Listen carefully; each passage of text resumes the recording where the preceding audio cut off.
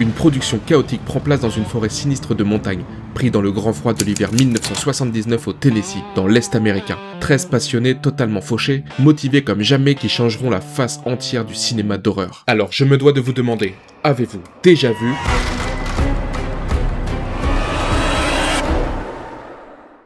Pour comprendre comment Evil Dead a vu le jour, il faut repartir dans la banlieue industrielle de Détroit. Le sanctuaire du rap god. Et non, je ne parle pas d'accessoires pour donner du plaisir SM, mais bien de Eminem.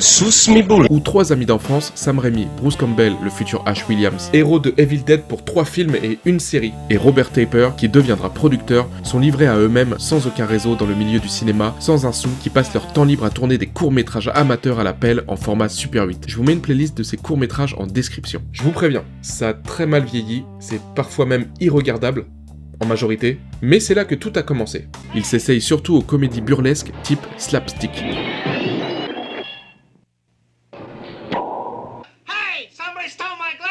Non, ce n'est pas le jeu de l'élastique que tous les enfants des années 90 ont connu dans les cours de récré. Non.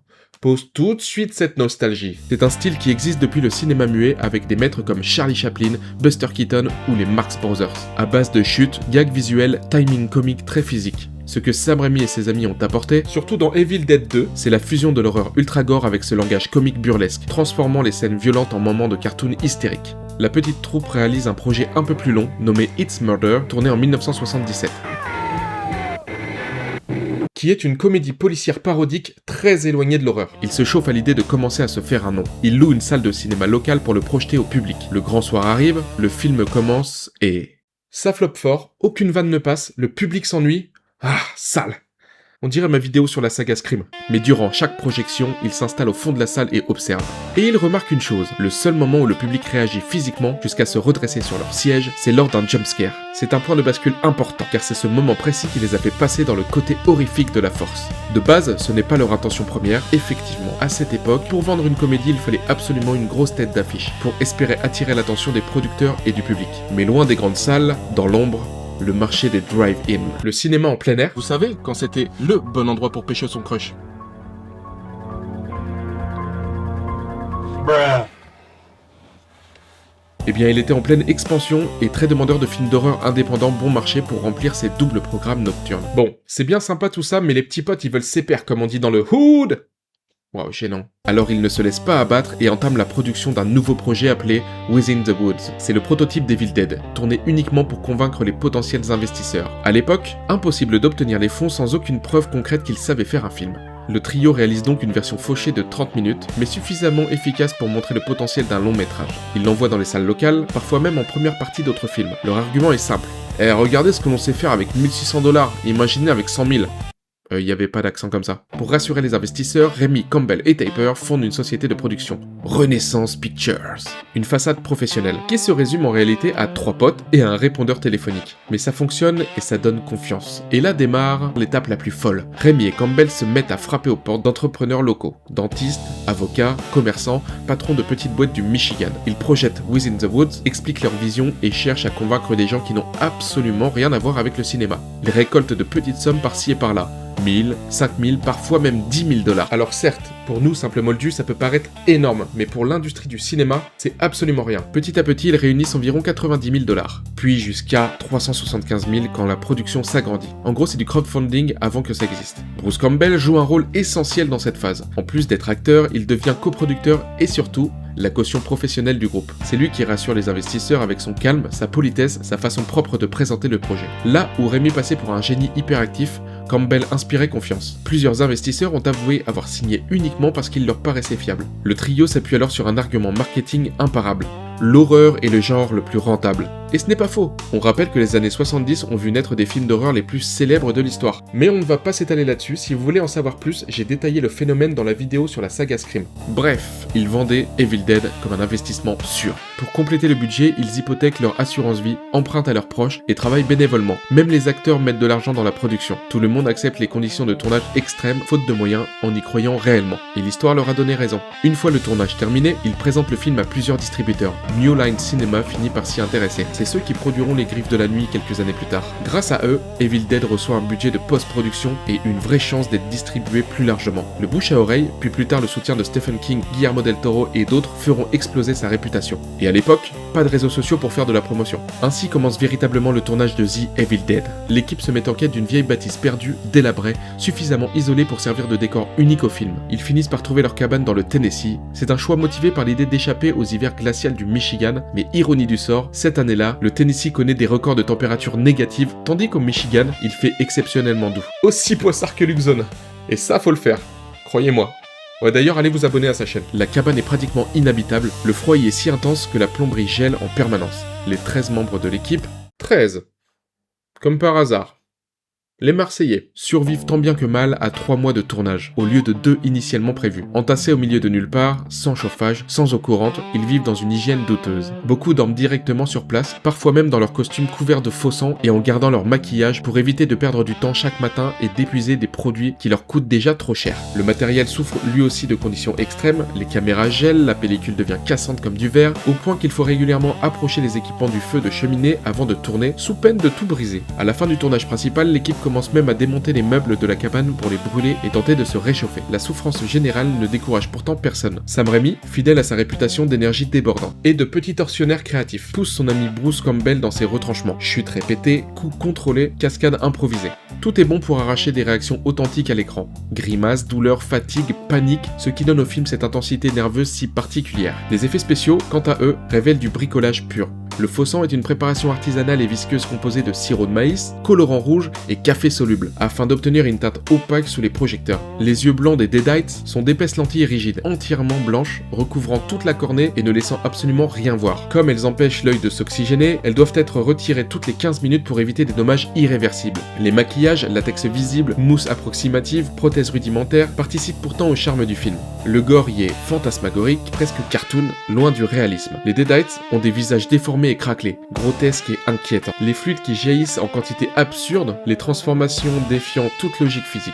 Ce mélange de grotesque, d'excès et d'inventivité rend l'ensemble aussi perturbant que fascinant, ou franchement drôle, selon la sensibilité de chacun. Personnellement, l'ayant découvert tardivement, je trouve ça marrant. Et malgré les conditions extrêmes, le froid, la faim, la fatigue, l'isolement, personne ne quitte le navire. Bon, sauf sur la fin pour des raisons monétaires et de reprise d'études. Tous sont conscients qu'ils sont en train de fabriquer quelque chose d'unique. Un film fauché, bricolé, mais avec une énergie et une créativité qui marqueront l'histoire du cinéma d'horreur. L'un des éléments les plus marquants du film, c'est la caméra. Raimi invente la fameuse shaky cam, une caméra fixée sur une planche de bois que 2 personnes portent en courant. Ce bricolage donne naissance à l'un des effets visuels les plus célèbres du film, la caméra qui fonce à travers la forêt incarnant la force démoniaque. Elle crée une sensation d'urgence permanente, une menace invisible mais omniprésente. Et tout ça, sans drone. Bon, ça manquait de steadicam à mon goût, mais on a dit fauché, donc restons focus.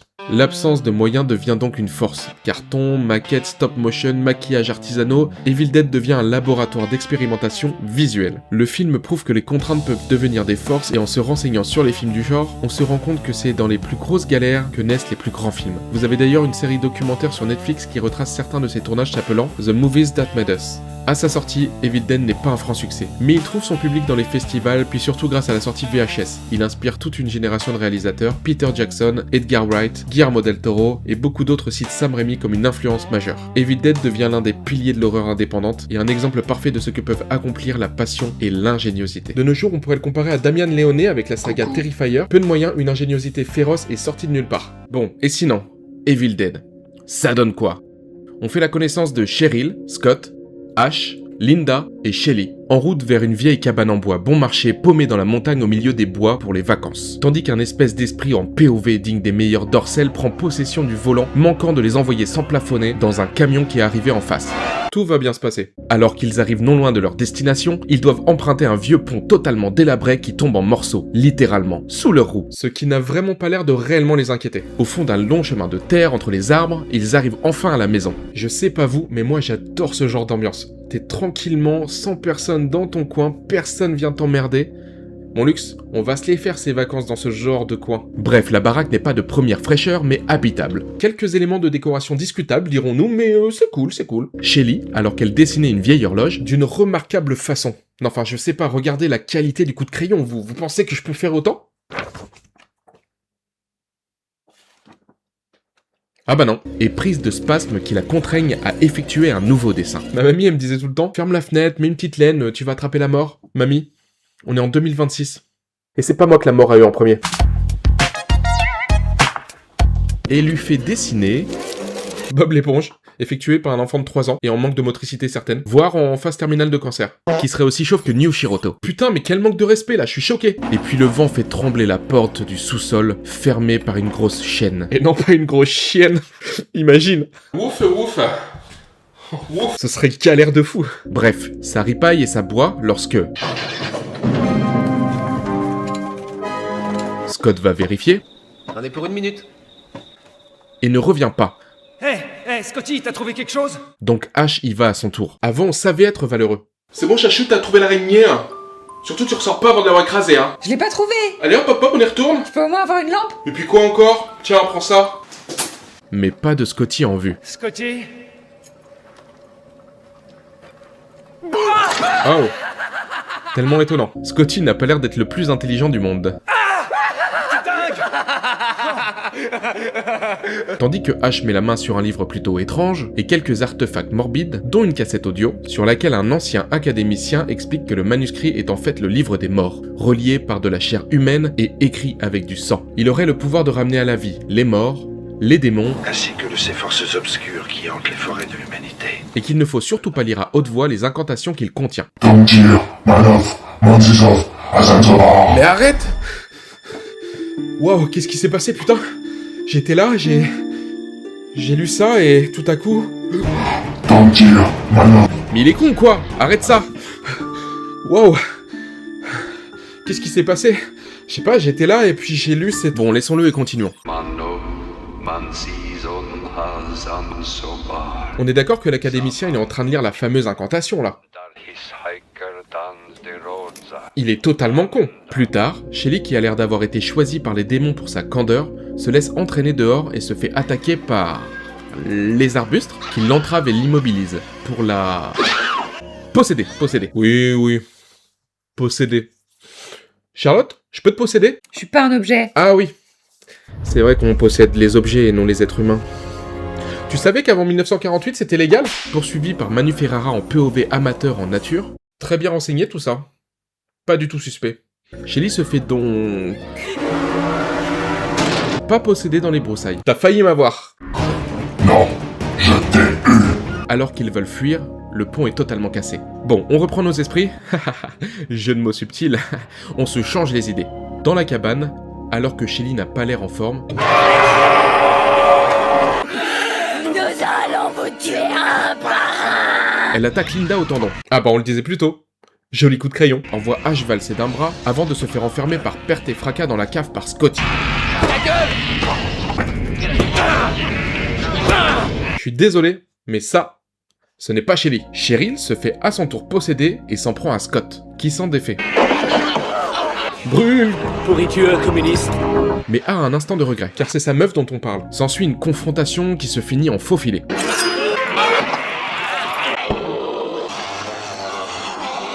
Ça me fait penser à une ancienne vidéo, One Guy, One Stump. N'allez surtout pas voir. Mais finit par lui planter une épée dans le dos. Une de moins.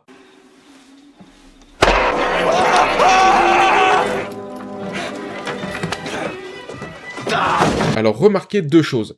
Les 3 filles sont hors d'action ou possédées. Sam Raimi, misogyne? Je pose ça là. Et Ash, totalement inutile, cette espèce d'énorme fière. Bref, il l'enterre, décide de partir, mais Linda a subitement un petit problème.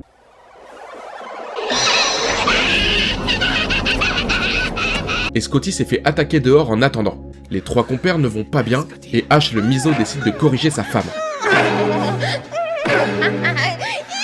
Vous savez ce qu'on dit à une femme avec un œil au beurre noir? Mais Linda reprend ses esprits. Non, l'enlace. Oh, s'il te plaît, ne me laisse pas entre leurs mains. Ne fais pas ça, Ash. Ashley, aide-moi. Sors-moi de cette cave. Je me sens mieux maintenant. Tu m'entends? Je me sens mieux. Ne fais surtout pas ça, Ash.